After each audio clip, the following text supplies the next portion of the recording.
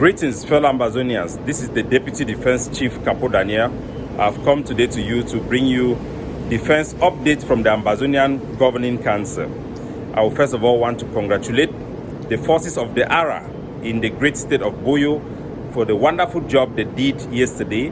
They vaporized an entire unit of the Cameroon occupation forces and forced them to abandon their bodies on the streets of our towns in Com. We congratulate General Nyi, and we also want to congratulate General Viper of the Air Force in Bui for the wonderful job they have done in kicking out the enemies and making sure that the Republic du Cameroon have no resting place in our territory.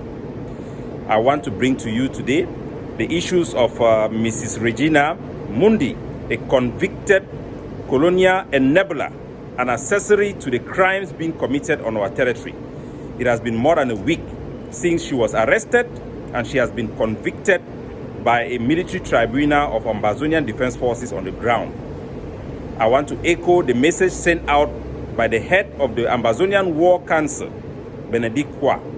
Our forces have since, for security reasons, moved the location of Mrs. Regina Mundi twice, and there is a limit to how we can take risk for such a person who have enabled Cameroon have a political cover to go around murdering our people. 20th May is a very significant day, a day when the Cameroon government commit the greatest fraud we have ever seen to transform the annexation of our territory into a full-blown recolonized territory. This day is very significant for us. Our defense forces have made preparation to carry out the execution of Mrs. Mundi.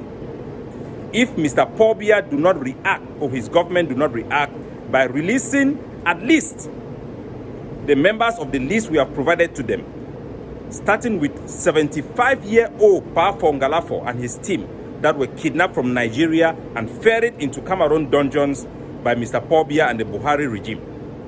We also have the Taraba 47 of our members who were kidnapped in Nigeria and rendited and brought back to La Republic du Cameroon and kept incommunicado for a lengthy period of time. We also have detainees who are chained on hospital beds that have no mercy from the Cameroon government. Is this how Mr. Paul Biya Bivondo value the Ambazonians that he has used to provide political cover for his crime and subjugation of our people? Paul Biya released Pa Fongalafo. The failure of the Cameroon government to react, to show value to the life of Mrs. Mundi will result to her execution. It is left in the hands of Mr. Paul Biya.